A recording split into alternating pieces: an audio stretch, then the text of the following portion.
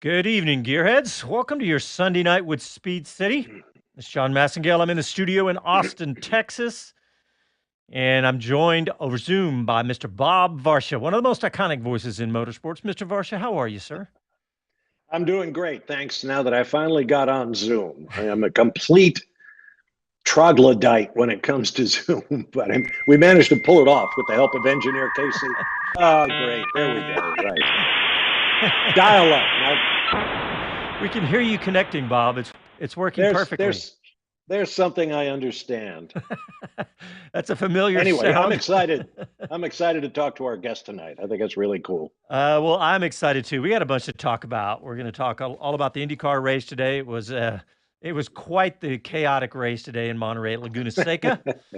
And I wish the weather was in same as it was in Laguna Seca. I was looking at that, and Always beautiful there. I know, I know. Austin has continued to just blaze here, but we also have a really exciting guest. We have a young driver, Myles Rowe, and he just won the first. He just won the USF Pro 2000 championship, and he also landed a ride in the Indy NXT championship with Mhm. HMD.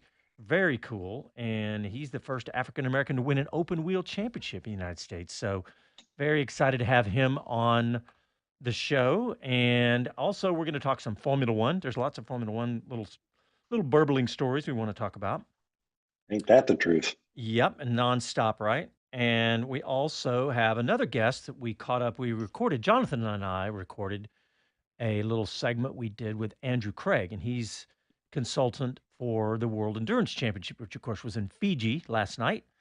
And we sat down with him and talked about the tickets are on sale at Coda, and we talked all about the championship. And it's a pretty exciting year going on with them, with all the new teams, all the new manufacturers in WEC. So we sat down and talked to him. So we'll have that later on in the show. And I'll give out the phone number if And, anybody wants to join us. It's 512 sure. 643 5483, 512 643 live. And let And me, let's not forget, Andrew Craig was a principal in Champ Car back in the day. yeah, So he was deeply involved with the IndyCar series in the United States. yeah. And I'm just checking in on social media, and the usual boys are up on YouTube. Mike and Dave and Joe and Kevin Kelly, all the gang are out there. So, but yeah, let's jump in and talk about the IndyCar race because I know, Bob, you're not at home and with some family helping out and didn't get to see the race today. But I tell you what, I know some people are criticizing some of the crashing and stuff, but it was fun to watch. It Well, was it you was know, at, it was a blast. I sympathize. WeatherTech Raceway Laguna Seca, fantastic track, but it's one of those tracks, the drivers tell me, that can suck you in, that can lure you into a little faster, different line, try this, try that. And the next thing you know, the scenery is going sideways. So yeah, it's not a surprise that the guys got into each other. Last race of the season, your career to race for, or your job next year at least. So yeah, a lot of desperation mixed in. I could see where it might become a crash fest. Although our old friend Marshall Pruitt posted a couple of times on social media, these blankety blankety blank sure do enjoy running into each other. Yeah, and I thought it was funny. There were so many cautions, so many full course cautions, and safety car was out that the safety car had to go back in and refuel. I don't know if you saw that tweet, but I thought that was great. I was like, what is going on? Why are they showing the safety car refueling? And then I realized I know why, because they've gone through a Because tank he of hasn't gas. got any, Yeah, right? exactly. We But always used to joke about that. but it was great. Willpower racing, he ended a streak of 16 years with a win and didn't win it. But of course, Scott Dixon Mhm. was the story because he won again. He's won 3 of the last 4 races of the season. Of course, this final race of the season.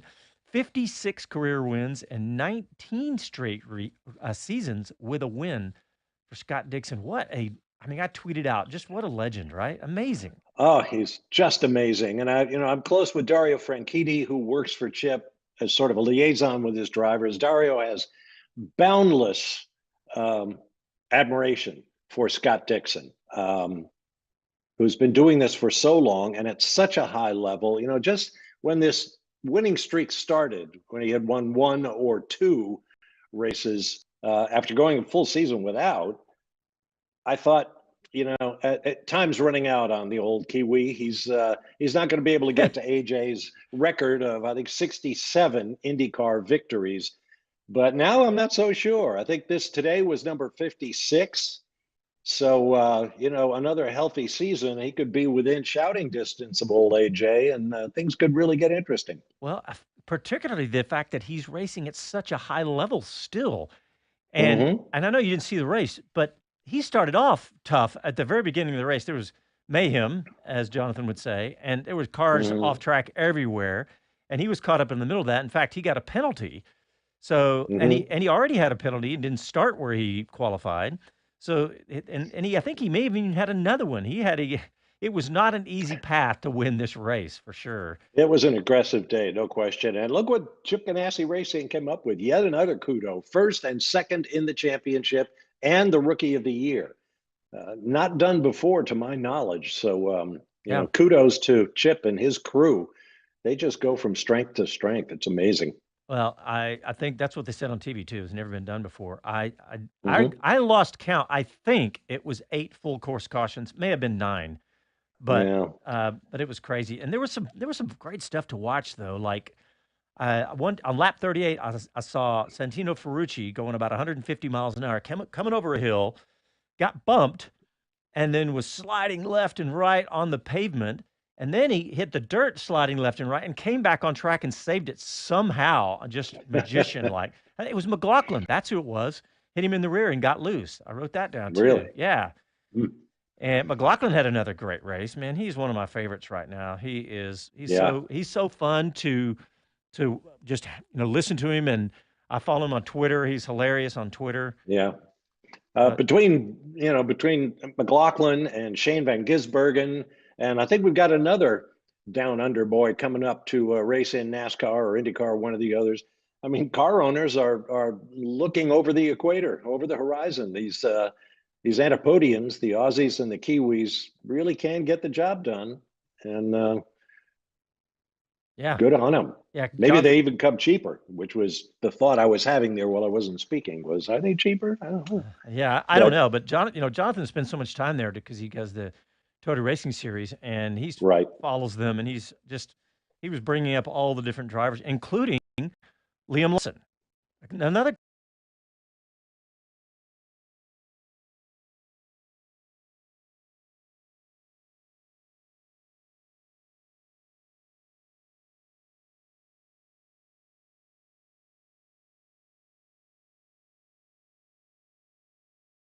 And family and on and on and on.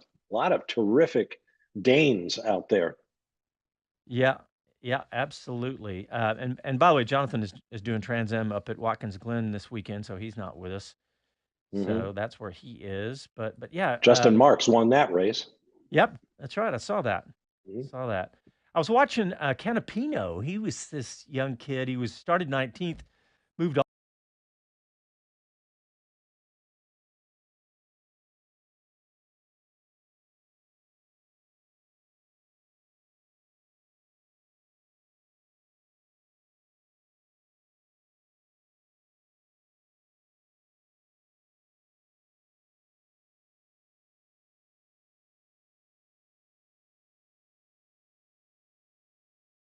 I've seen the medical staff more than I've seen my wife this year. So he's yeah, Yeah. Well, keep in mind they both race. They both have their own schedules. So, yeah. and that's another reason of his career. They have small children, and yet she's always there at the racetrack, always cheering for her guy. And it's got to do a lot for a guy's willingness to keep going out there time after time and chase, racing immortality, if you will. Yep, yep. She was hanging out with the boss while hubby was on track, and so Uh-huh. she got some camera time. But I was just looking at the final standings for IndyCar. Of course, Alex Blow won it. In fact, I think they said it was the first time in 16 years that a driver won the IndyCar championship with at least a race to go. So 16 years. Yeah. Which says something for the Mhm. championship. That's pretty cool. But Definitely. You always wanted to go down to the last corner of the last lap of the last race, but that's unrealistic. And I think what Pelot has done over the last 3 years, 2 championships. I mean, he can stand there and look Scott Dixon in the eye, who's got what, 6? I don't know. It's Pelot is obviously an enormous challenge, and it's going to be interesting to see where he goes. I keep getting him, and well, I won't go there. Well, anyway, he had Oh, it's a yeah. fantastic season, 2 in a row, 2 championships in a row. So, all right, guys, this snuck up on me. Let's take a quick break, and when we come back, we're going to bring on our guest, Myles Rowe. You listen to Sunday Night with Speed City. Back after this. Let's bring Myles in the break. Uh, all right, we're still live on YouTube and Facebook, waiting on Myles Rowe to join us. Let's see what the boys are talking about on Boys and Girls on YouTube. Andy P says, evening all, crazy IndyCar. Joe Oyster Bay, regular. What a race, because it was, man. It was awesome.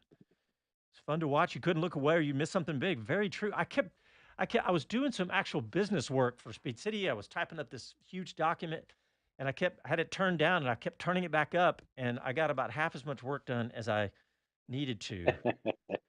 David Lawrence says, Yeah. Chip Ganassi won everything this year but the 500. Kevin Kelly, good point. He says, feel free to congratulate Mr. and Mrs. Medland. That's awesome. Yes. Yes. They're probably deep into their post-nuptial partying right now. Yeah. I'll see. Very deep. Actually, it's about what? It's 8 o'clock here on the East Coast. Yeah. So that's 2 o'clock 1 o'clock in the morning in England. Excuse me. All right, here we go.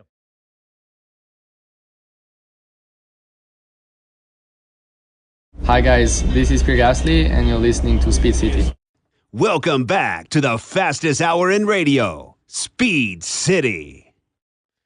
All right, welcome back to your Sunday night with Speed City. We are going to bring on our guest. Very excited to have this young man because he has just accomplished some really amazing things. Myles Rowe is the 2023 USF Pro 2000 American champion and the first black driver to win an open wheel championship. He's a 23-year-old college graduate from Pace University in New York. And I was just influencing him. He even has a LinkedIn profile. Myles, welcome to Speed City. How are you guys doing? Glad to be here. We're doing great. Yeah, How are you? Let it be known he comes from Atlanta, Georgia, which is my neck of the woods. So congratulations, Myles. We're all proud of you. Thank you. Yeah, it was an incredible accomplishment, not just for me, but for the whole team and everyone involved. Yeah, Myles, my daughter is in college just in Athens, right down the road from you guys. So yeah, all you guys out there in the Atlanta area. Well, look, we've got to talk about what you did because that's, being the first black driver to win an open wheel championship, fantastic.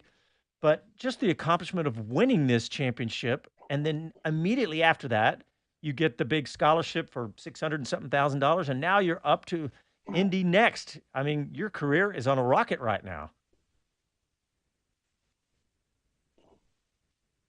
Oh, did we lose Myles? I think he froze. Yeah, it looks like he froze up a little bit. Yeah. Can you hear us, Myles? There you go. I got you. There you go.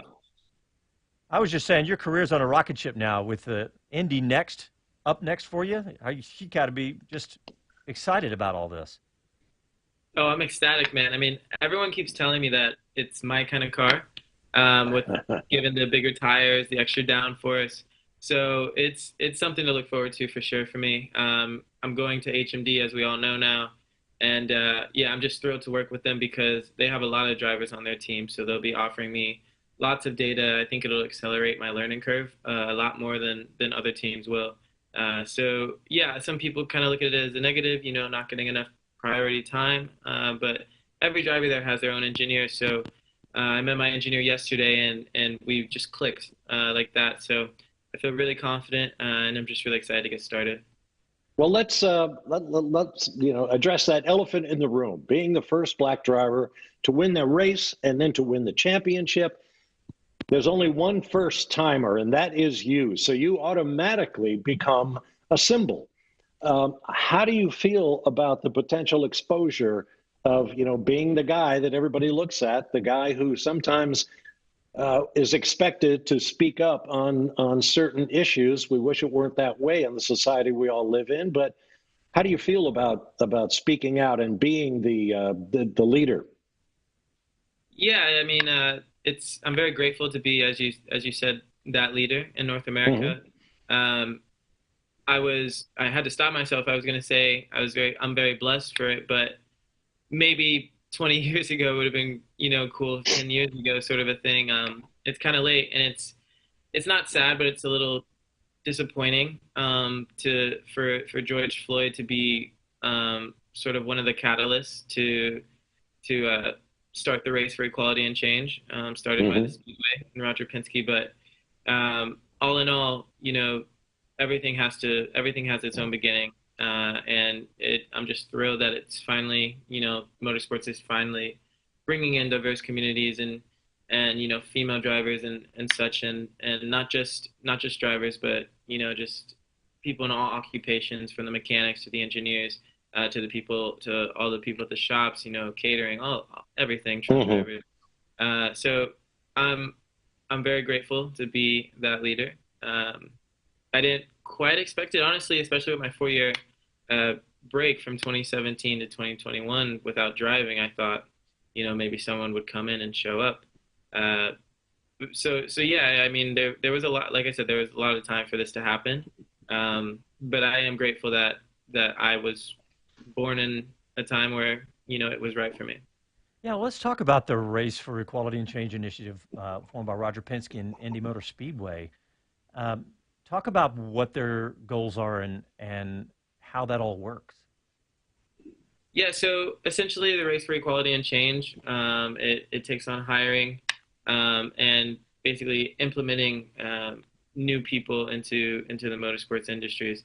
It essentially it creates opportunities, or basically extends opportunities for individuals, because motorsports is it can be such a bubble a lot of the times, and it can be very difficult for any individual to find an occupation in the motorsports industry, whether it's because there's not a lot of spots, or whether it's because networking can be quite difficult. So it basically enables individuals from everywhere to have a better opportunity to pursue their passion in motorsports. I'm glad you mentioned that hiatus that you took before you came back to racing, Miles. Your career arc has been, as John mentioned, like a rocket ride. You came back to USF 2000. Your average finish, and I did the calculations, so they're probably not exactly right, but 15th was the average finish. The next year, same series, fifth was the average finish, and this year you were right there at the sharp end of the spear, right through the end. What clicked? What led to that big improvement from 21 to 22? I like to say experience is the best teacher.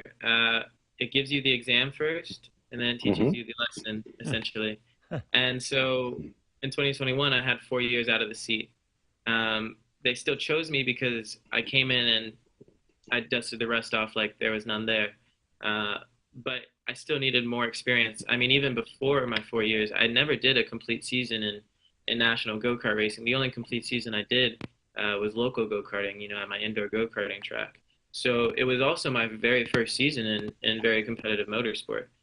So it was sincerely experience that made the difference. As soon as I had that 1 year under my belt, especially that race win and some extra confidence that came with that, it was just about showing up the next year and bringing that confidence to the table. Mm. Well, let's go back and Tell talk me, about how you got started. What made you start this path?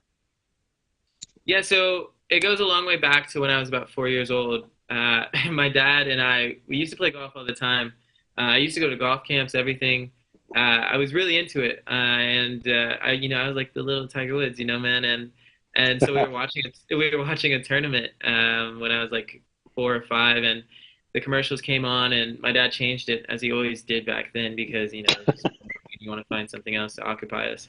right? And so when he was flipping through the channels, Formula One came on, and I distinctly remember Fernando Alonso's blue and yellow Renault going through the track, and I, when I saw that, it was it was crazy. My passion switched like that, like it was like a light bulb.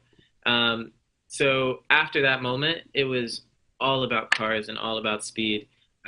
When the Speed Racer movie came out when I was in elementary school, I was the kid freaking out about it. I was the kid bringing Hot Wheels to class. I was the one trying to, bring the RC cars to school and play with them at lunchtime, getting yelled at by the teachers, like, who do you think you are, sort of a thing. Um, and all this was, and I had a very strong passion for this. And I never really got to actually drive. So anything I saw on TV and such, and all the toys that I saw, I became just really invested in and loved playing with them and just loved engaging in the idea of being a racing driver and the idea of speed. So it wasn't until I was 10 years old when I decided to put in the research for it, because I realized a lot of these guys are getting started like younger than me at 8 years old and 6 years old. So I was like, if I'm going to do this, I got to do this now. So I started researching. I remember there was this go-karting website called tsracing.com, and I think they were based out of Georgia, and I've never seen a go-kart website like this to this day. I mean, I haven't really done any go-kart shopping in a very long time, so there probably is. But I mean, they had everything you could think of for your go-kart. Everything. I mean, like literally everything on this website. So I like did a whole bunch of research on what you needed. That was like a year. Like I put in hours and hours. Every weekend I would wake up like 6 a.m., 7 a.m. And these are on school weekends, sort of a thing. And I'd put on SpongeBob or whatever was on TV in the morning. And I'd just sit on my parents' laptop, and I would just add these things to my cart as I learned, what we needed. And it was crazy. Once I figured out everything I needed, it added up to like $20,000 or something. That. Right. Yeah, it's crazy, right? Yeah, but that's like Right. that's Here's how my Christmas list. Right. No, literally. And that was me like being, a dreamer as a kid, and just not quite understanding that, like these things takes work to really earn these things and achieve these things and be able to buy and invest in these things. So it took me a minute. I mean, it was probably like 2 months. I was like adding these things to my cart every weekend, because you add it to the cart and then it disappears after a day or two. So I kept adding them so I could show my dad, like, this is it. And then when I finally realized that dreaming isn't going to make it happen, I was looking for more affordable options, and that's when I came across this league. Actually, I believe this go-kart track is or whatever, this company is franchised by the Andretti family, because it's called Andretti Indoor Karting and Game. Yeah, they have them here in I'm Texas. very familiar with it. Yep. Yes, exactly. So they had a series named Pro Cup Karting, started by a gentleman named Chris McCoy, that ran 3 levels in a championship: GT1, GT2, GT3. GT1 was the most. It was the highest level you could be at. It was essentially basically the IndyCar. GT2 was essentially Formula 2, and GT3, Formula 3, and so on. And you have to, because I came in the middle of the season, so because of this, they had to test me on the track, and so they tested me on the track, and I blew away my trainer. There was a point within like 30 minutes to an hour where I ended up becoming faster than him. And they had to put weights on my cart. So we put the weights on. I still ended up being faster than it. I hate when you do that. You're right. And he was shocked, because it was really my first time in a go-kart ever. But even before this, I was doing so much research on YouTube, film from all these drivers out of Europe, and learning their styles and learning, momentum and everything without even touching a go-kart first. So when I got in, it just felt really natural, and I was just ready to take what I learned to the track. And so instead of starting me in GT3, well, they started me in GT3, but I only did about 2 races because it was the end of the championship, and I won those races. Like, I smoked the competition. They were shocked. So they moved. So instead of starting the actual championship in GT3, they started me in GT2, and then I ended up winning that championship. So that was how I got my start. The season for these indoor go-karting races were it was about $300 or so. So like, I kind of forget how many sets of tires you need on a go-kart weekend, but you need at least 2 sets of tires.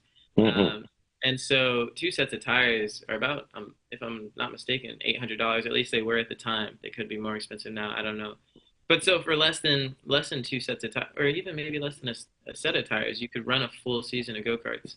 So that's how I got my start. And when I won the championship, I got sponsored by Lucas Oil Products. And so that was basically the catalyst to get me into my own go-kart, which then trickled into running Lucas Oil Formula Series, and now here we are in the USF Pro Championships. I love the fact that you saw that on a commercial watching football, that you saw that and it just immediately struck you, and you knew from that moment that was it. That's what you wanted to do. I love that. Right. And some of the people that are the most successful at what they do, it just strikes them like that. They just know from some young age. So that's And Dad really... has nobody to blame because he had the remote.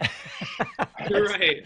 Exactly. Well, you're obviously supremely talented, but you're also mature beyond your years. I'm just gobsmacked here listening to you. Certainly more mature than I was at age 23. I read an interview with you in which you were probably asked the question, "What are you going to accomplish this year?" And your response was, "I can tell you I'm going to win 5, 6, 7, 8 races in the championship, but that's not what matters.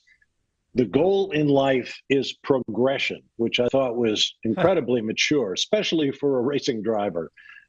Tell us about your attitude about going into a new season, as you will next year in Indy NXT, with a whole different set of challenges. Yeah, I mean, it's like you can think of it as, a business. Mm-hmm. In a business, you don't set out to make a certain amount of money. I mean, you have a goal, kind of like a rough goal of, the number you want to hit maybe. But you're not like, oh, I want to make so and so and so. At least that's what I think a smart business wouldn't do. I think a smart business decides, I want to achieve this sort of action, and I want not this monetary result, but more so something that affects the business in a positive way, or affects the customers in a positive way, or grows the business or the customers, or connects the customers, et cetera, et cetera, et cetera. Mm-hmm. And so I take the same approach to my driving and to my championships. It's not about the actual numerical result, because you're only going to force situations that really shouldn't be forced. It's about your mentality through the championship, with respect to those goals. So you can still, I mean, naturally, my goal is to win the championship, as is every other racing driver that's going to run in Indy next year. But that's not the main goal. The way I get there is through these minute goals, mental goals, physical goals, that you progress and develop, and evolve these goals as you get closer to them, and you get your result. And if you do it right, and if the time is right for you, and if that is what is supposed to be, then you will achieve that, or something else. And that was all you can do. It's and in the end, I think that's what everyone means by doing their best. It's just a very broken down and methodical way of seeing doing your best. Myles, it's fascinating listening to you, and our time is flying by, but I want to ask you one last question. What in a dream, what is the dream future for you in racing? The dream future for me, that's tough. That's tough because Sure. I have a lot of different goals, like racing in all these different series and whatnot. But I'm going to go more broad with it on this one. And I would say it's sometimes it's hard to differentiate a goal and a dream, which is something I'm still learning to do. I don't know if this is a goal or a dream, but I want to be like the test driver, as weird as that is. I really think one of my biggest strengths is my feedback in the car, in any car. And I think it would be the sickest thing to be that guy that every car manufacturer, every racing team like wants in their car to develop their car, to develop their company, to develop their performance. Like I said, or like you said, the progression thing. It's something ingrained in me, like really deep for some reason.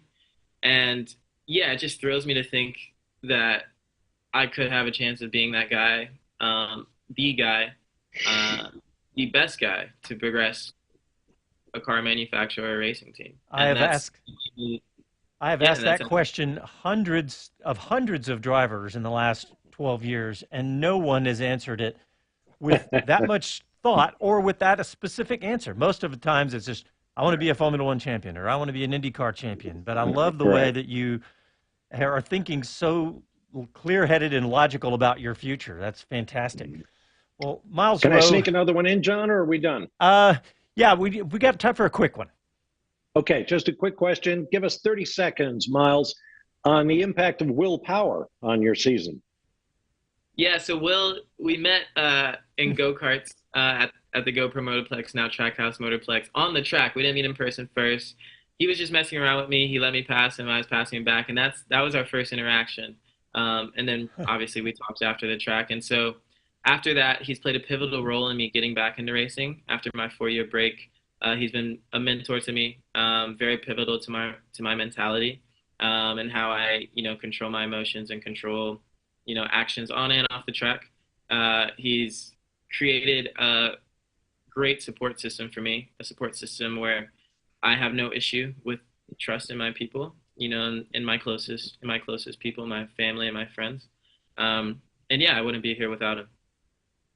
Myles Rowe, thank you very much for coming on the show, and I wish you the best of luck, but it sounds like you're not going to need much luck. Sounds like you have got it all go. Absolutely That's not. funny. In my introduction, You're a star, dude. when I was researching, I was like, he's got a LinkedIn profile.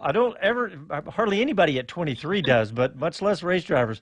Myles, thanks again. We really appreciate it, and we'll be talking to you again, I'm sure.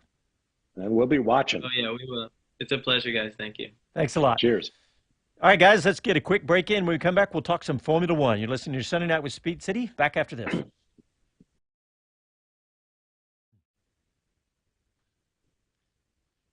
Myles, thank you so much for coming on. Fantastic. Of course, guys, I apologize for getting in like right then. I know I was supposed to be in early. I literally like walked in my hotel room, went in the bathroom, and logged on. I'm so sorry. No worries. No, that's okay. Don't worry about it. Not a problem at all. Quick question: What are your parents? Do your parents have had careers? What do they do? Yeah, so my dad's an accountant, and my mom. Well, they both used to be entrepreneurs. They had like a nice like little like wine store where they had like wine tastings every Saturday, but that's been gone for a while. So yeah, my dad's an accountant. My mom works with my uncle, her brother. He owns this this HR company. Yeah. Called Southwest Business Solutions. And yeah, she's the COO working with him. Wow. Well, Well, so no they're wonder obviously you got such a level sharp head. people. Yeah, you got some sharp parents. Oh yeah, they're sharp. No, All right. they're great. They're great people. Yeah, they definitely raised me right. Definitely when I was being raised, it wasn't the most fun experience, but yeah, especially people always talking about them and how great they are. Like I think I've matured enough to realize like that they were wonderful. That's Do you have fantastic. siblings? I do. I have one brother. He just went off to college like however many weeks ago. Yeah. Yeah. Florida. He goes to Berry College. Yeah, but he's 18. His name's Christian. Yeah. Very beautiful school, North Georgia. I used to go out there a bit. It's in Florida. It's in Florida. Oh. I know what school you're talking about, though. I had a couple of friends go there. Do you also call it? Is it also called Berry? Yeah. That's the one weird. he goes to, it's. I don't know how you spell the one in Georgia, but the one he goes to in Florida is Berry. Or Y. All right, Myles. Well, we're out of Okay, time. we We're coming back from the break. Thanks again. Later, guys. See you on We'll the talk to you road. soon.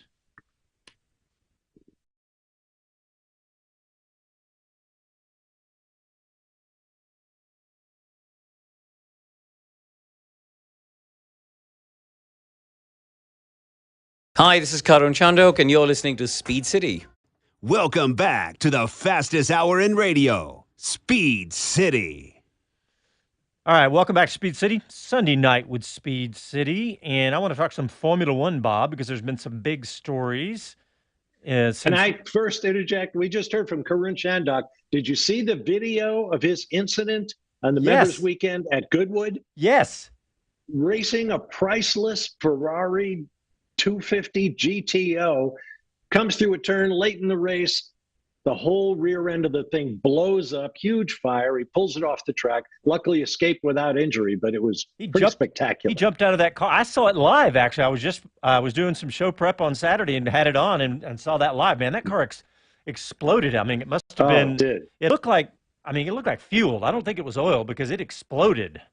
It was crazy. It's something very strange. It went off like a bomb, but man, trust the Brits to take a car that's worth that they're going to sell one, a pristine example. I don't know if it's RM Sotheby's or Gooding or somebody, but I mean, you could see $80 million for a car. There's only 36 of them, and the Brits go out and race these things. I love that. I love that. Yeah, and that's coming from someone that puts a lot of miles on my 20-year-old Porsche. It has a lot of miles, and I put more on it. Yeah. Hey, okay. I want to talk about the cost cap because that came out, I guess, on Tuesday. Yeah, Chris told us about it. Yep. Yep. You and I did the Wheel to Wheel show this week, and we haven't talked about it on Speed City yet. But the FIA has confirmed that all 10 teams complied with the financial regs in 2022 and have been handed their relevant certificates. I love that. Yeah. Here's your gold star.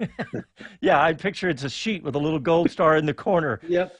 But yeah, like, you know, we talked last year how Red Bull and Aston Martin were penalized, but yeah, you know, I still wonder how this is all working. It seems to be working, right? I mean, because we're seeing Aston Martin up there, and we're seeing Williams doing good this year. So I feel like it's working. How about you?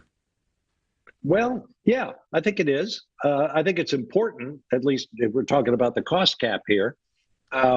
There are some dark clouds on the horizon in terms of the technology of Formula One, because the drivers are complaining that they're sort of the aero package that they're all racing now, and of course, you know, it's a do as the others do kind of thing, is making the cars difficult to race close together, just as they did before the 2022 regulations came in to try to move the cars closer together. They're getting more difficult to drive in the turbulent air behind the car ahead, and they're going to take a look at what might need to be done to change that.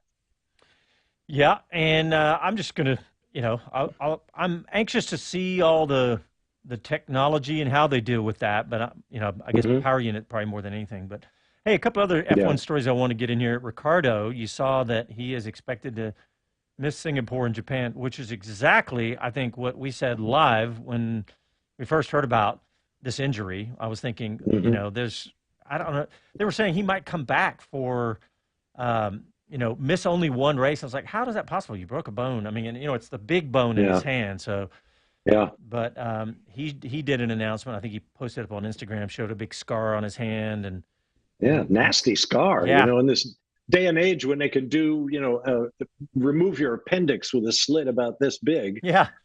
You know, how is it that he's got about a 4-inch line of stitches down the side of his hand? Yeah. So that was some news I want to jump on. Also, what do you make of the Andretti Global announcement? I know this was all coming, right? But I don't know. The first thing I thought of was is this some prep for Formula One? You know, you know, maybe that was more hope than anything else. But what do you think about that? You think it's just part of the predicted course? Well, it's probably a very smart move from Michael, just in pure business terms, getting all of his involvement in worldwide motorsports under one roof, as it were. A lot of the accompanying press attention also seemed very positive about the idea that Michael's going to get permission to start a Formula One team. That's just a feeling I got reading some of the reviews. Although I must admit, after the Zandvoort race, the Dutch Grand Prix, when I heard that the Zandvoort racetrack was going to expand their pit lane to accommodate 6 more garages, I thought, Aha. Yeah. That's, Toto Wolff was saying, oh, no, we don't have room at the racetracks for this sort of thing. Well, the Dutch might find a way. We also saw this week that Alex Palou said the reason he turned his back on McLaren, which is probably going to be a very ugly situation in the courts, is because he was not guaranteed a Formula One drive. Ah, yeah. Which I thought was interesting. All right, well, let's get our last break in, so we'll have time for this segment we pre-recorded with Andrew Craig talking WEC, and you're listening to Sunday Night with Speed City, back after a quick break. All right, we got lots of good comments on YouTube. Paul Bryan says, of all the young drivers you've had on, he was the best spoken ever. Yeah, young drivers. Man, he is. He was fantastic. Awesome. Yeah, he said young drivers who would do well to see him as a role model. It's not just track performance. If I'm a sponsor, I want him. I mean, really, just kids, listen to this guy, Yep. He made a reference to a sort of a rough upbringing. I don't know if that just meant that, mom and dad did not spare the rod, but look what he's become. Yep. There's a lot of exploring of Myles Rowe to do, why he stepped away those years and so on. Yeah, I'm really looking forward to seeing him in action. Yeah, me too. And there's lots of comments in here. So everybody, like Joe says, smart and cool-headed. Glad I'm not running against him. Andy P, this is one impressive young man.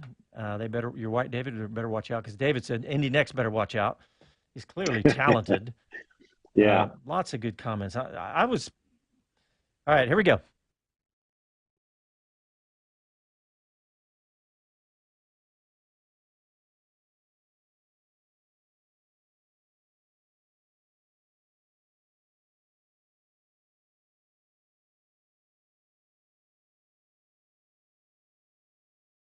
Hello to everyone, this is Gunther Steiner, this is Speed City. Welcome back to the fastest hour in radio, Speed City. All right, Gearheads, we are very excited to have our next guest because we're excited about the WEC coming back to Circuit of the Americas next year, and the tickets just went on sale this week, and we have the advisor to the World Endurance Championship, Andrew Craig, with us. Andrew, welcome back to Speed City. Hey, thanks. It's great to be back here and great to be with you. Well, we're excited to have you, like I said, because we got sports cars coming back to Dakota. Awesome here in Austin. Yeah, actually, it's more than just sports cars. It's an awful lot of sports cars. These are the cars under the new regulations for WEC, which started this year. But next year we have 3 new arrivals to the series. And just to run through it, I have to take a deep breath for this. You're going to have Ferrari, Porsche, Cadillac, Peugeot, Toyota, BMW, Alpine, and Lamborghini, plus the private teams, Glickenhaus and Van Wall, and maybe others, but all racing together. So this is a real sort of gathering of the clans, if you like. I mean, I don't think there's another series in the world that has a world championship that has that many teams. I think you're absolutely right. And I think it's an exciting time for World Sports Cars and WEC, World Endurance Championship.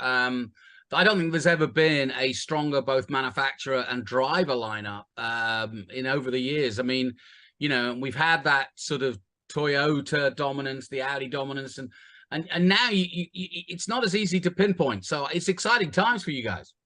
Yeah, it is. And of course, the other big change is that GTE is being replaced with GT3, LMGT3. And that is going to bring other manufacturers into the series. And I'm not absolutely aware of exactly who's coming right now, but many of the names I've just read will also be involved. One name I can give is that Ford will come back with their with a new car running in GT3. So that's a really good addition. So it's going to be a really great series going forward. Yeah, having the Ford Mustang back, that's a really exciting. Yeah, that's a real crowd pleaser. We're delighted to see them come back, and I'm sure they're going to be successful. Yeah, and they've got a version of that car they're going to put and make it a street legal car. Well, I was stunned when I saw that headline. Well, talking of that, actually, one of our 2 support series is going to be the Ford Mustang Challenge, and that is for the Mustang Dark Horse R, the racing version of the Mustang Dark Horse. And this is a new series. It starts next year. It's an IMSA sanctioned product. And I think it's going to be a huge success. And actually, in terms of cost effectiveness, the car costs about $145,000, I believe. Obviously, some running costs on top of that, which is significant. But nonetheless, it's going to provide top quality racing at a relatively low price. I think Ford are very, very committed to this. It looks like it could be a big success. We're delighted to have it as a part of our support, this championship, or Ford Mustang Challenge, as part of the support season series for the WC event at Austin. You know, that in itself is a great storyline. We had Jim Farley at Monterey last weekend, and you know, he reminded us that the Mustang is not a race. You know, it's never been sort of considered a race machine, which is a shame, because it is high performance. But now they are not only stepping into Formula One, but they're stepping the Mustang up to proper world-class racing, and that's great news. Very much so. So very, very much so. So they're going to be racing in GT3, but also bringing to Dakota the support series, the Mustang Challenge. We've also, by the way, we've got Lamborghini coming with us with the Super Trofeo event. That's a well-established series, of course, a real fan pleaser.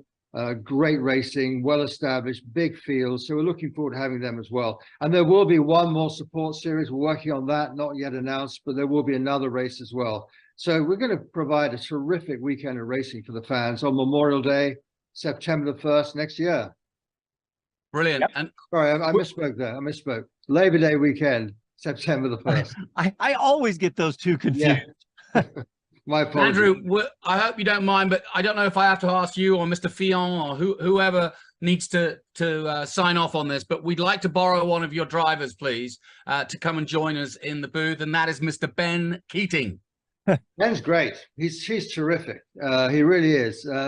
Boy, he loves racing, and he's a great interview as well. So I'll certainly take it on board and see what we can do. Thanks, yeah, sir. we've had Ben on the show many times. He is great, and man, yeah, he really is. What a great driver he's turned into. I mean, it's incredible. It's amazing, isn't it? You know, he's a car dealer by day and a really good race driver. No question about it. And I think he's in Houston, correct? Yeah, That's right. Yeah. I think he's got dealers all in the area, but I think he lives just outside Houston. Yeah, so he's some local talent, and boy, is he a talent. He really is. Yeah, no doubt. And how do people buy tickets? Well, tickets are on sale right now. You go to circuitoftheamericas.com. We have an early bird special, as you'd expect. We're 1 year away from the race. So we're offering tickets right now, 3-day pass at $59, which is a bargain. If you turn up on the day, that ticket's going to cost you $75. But one very, very important point, also on sale are the passes for the paddock, and for the pit walk, and for the autograph session. And these tickets are only limited in numbers. And the reason for this is because with so many manufacturers, we have a crowded paddock. And with so many manufacturers for an autograph session, we have a crowded pit lane. So we're going to put a cap on these. The way not to be disappointed is to buy them now. Tickets are priced at $40, which again is a very good price in our view. But they must be purchased, of course, with a 3-day pass. So I'd recommend any fans who wants to be in the paddock, who wants to be in the pit lane, buy your tickets now, because there will be a limit placed on these. Right. Hey, Andrew, I want to ask you about the hypercar versus the top class, the new hybrid class in IMSA, and how all that compares. Well, they're somewhat different, but the end result is the same, because there's if you like, a window of performance, which is based around a standard lap time at Le Mans based on 3 minutes 30, and all cars in the end were equalized. It's not quite the same as balance of performance because it's automatic. There's no judgment involved in this. It's all a computer-derived result. And the theory is that you land up with cars which, although they are slightly different, in the end you land up with cars which are running to the same performance standards. Manufacturers really had two choices. They could either build it themselves, and in the case of Ferrari, they said, hey, we build cars, so we want to build our own car.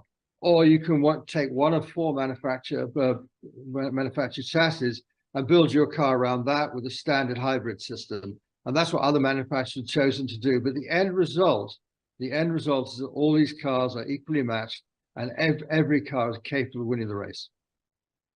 That's very cool. Very cool. Yeah, that's awesome.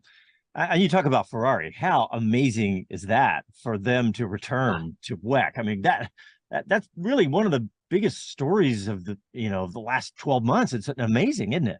Yeah, no question. After 50 years of absence, they're back, and back with a vengeance. Because of course they came back. They came. They saw. They conquered, and they came back and won Le Mans.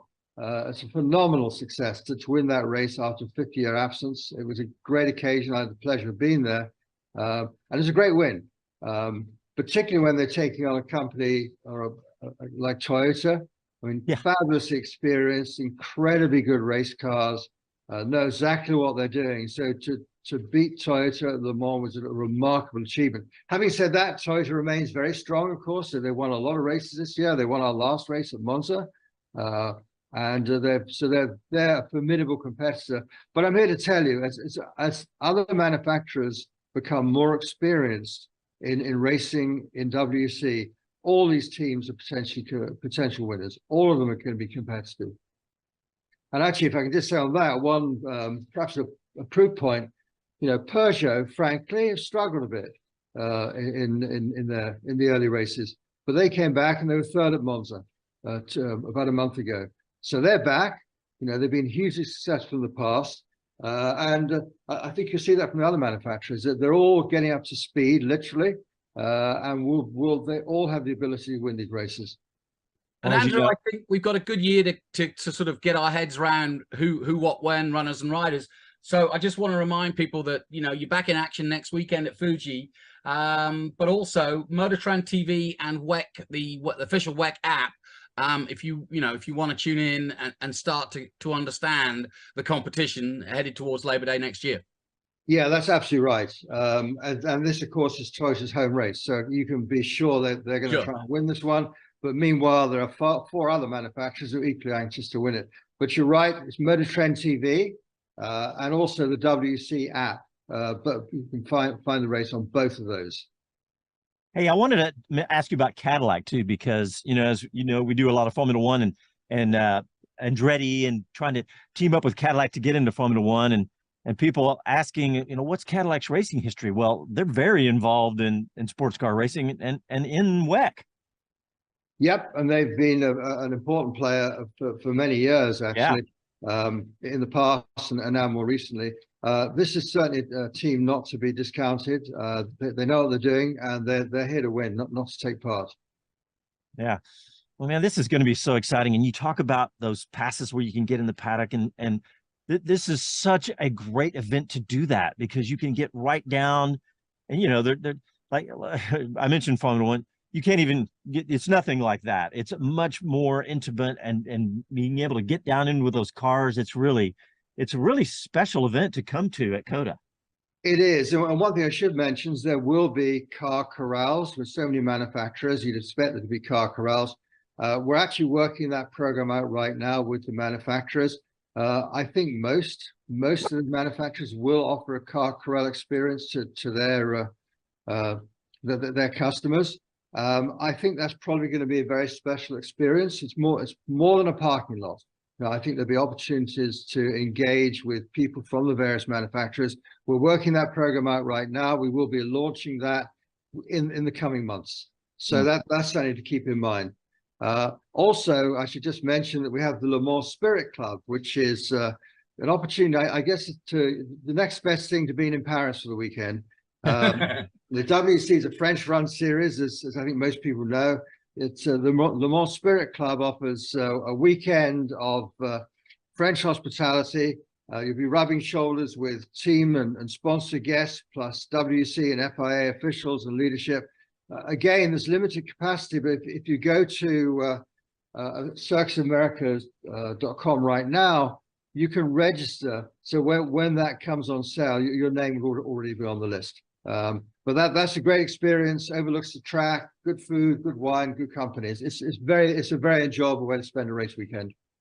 That sounds like the perfect way to go to that weekend. And are we racing into the evening as before, or is it too early to It's Yeah, a 1 that's good. o'clock start, 6-hour race that finishes at 7. And of course, Perfect. being as it's Labor Day weekend, you don't have to rush away from the track because there'll be entertainment, there'll be bands, there'll be display areas and so forth. So no one's having to rush back to work the next day. So it's a great opportunity to not only spend the day at the track, but also spend the evening after the race as well. Brilliant. Well, Andrew Craig, thank you very much. We're really excited about WEC returning to Dakota, and I'm sure that everyone will be excited like us. So, but thank you very much for joining us. My pleasure, and I really look forward to being back in Austin. Everybody loves the track. You know, what's not to love about it? It's best racetrack in America, without any question. And once again, tickets are available at circuitoftheamericans.com. Fantastic, Andrew. We'll talk to you soon. You bet. Thanks. Bye-bye. All right. Thanks, everybody. Thanks for tuning in Sunday night. Thanks to Myles Rowe for joining us. Thanks, Bob Varsha. And we'll talk to you next Sunday.